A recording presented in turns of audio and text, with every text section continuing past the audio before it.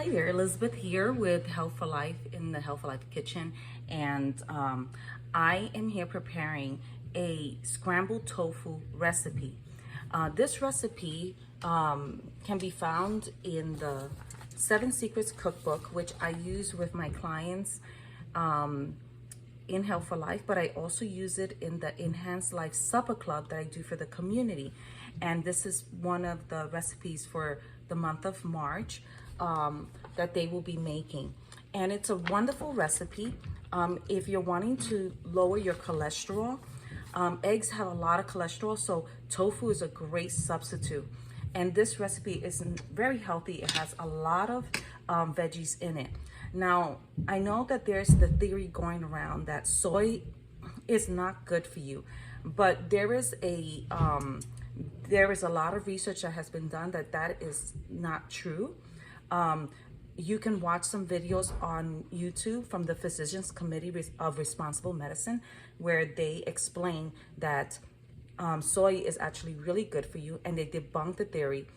In actuality, the research that was originally done on soy was done because a lot of people were realizing the benefits of soy, and so they started to buy more soy products.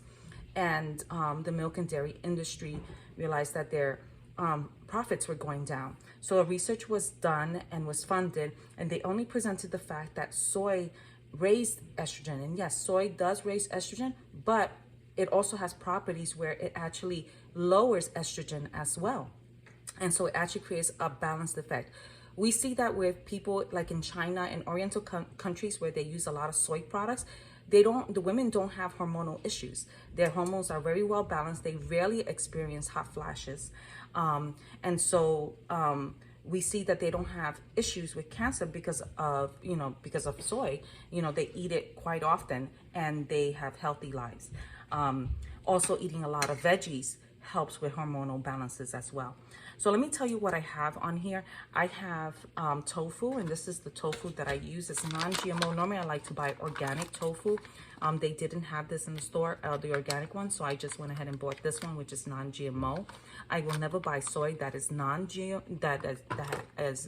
that is not non-GMO, because I do not want genetically modified organisms in my food.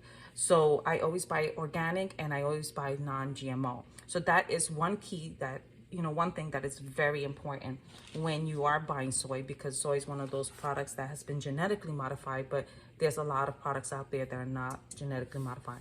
So I have the tofu, and it comes like in a brick and water. You drain the water, and then you just wash it underneath the water, drain it out again, and then your tofu is ready to be used in here.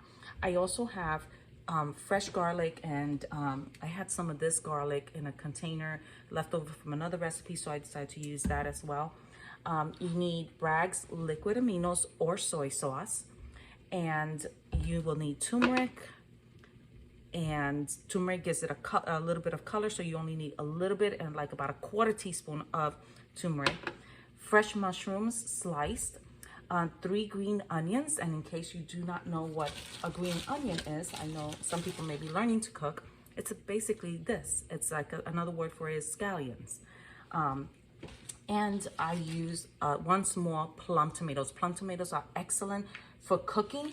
Like vine-ripe tomatoes are better for salads, not for cooking. So you saute your veggies first, your garlic, your mushrooms, and your green onions and your tomatoes. Saute that until it breaks down a little bit, about 5 or 8 minutes.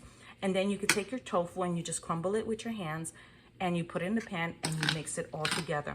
Another thing that I like to add that the recipe does not say is nutritional yeast flakes. It actually gives it a nice flavor. Nutritional yeast flakes is not for baking, it's for flavoring foods. And this company is Nutritious, but you can get any type of nutritional yeast flakes and use it in your recipe. And it really adds a really nice flavor to your scrambled tofu.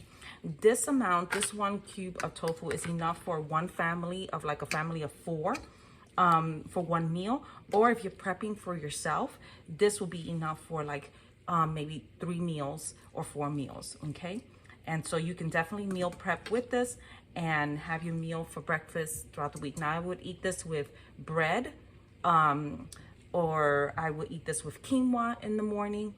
And so pretty much that's how I would eat it. And then I would have some fruit, or I would have some other veggies with this. Okay, enjoy.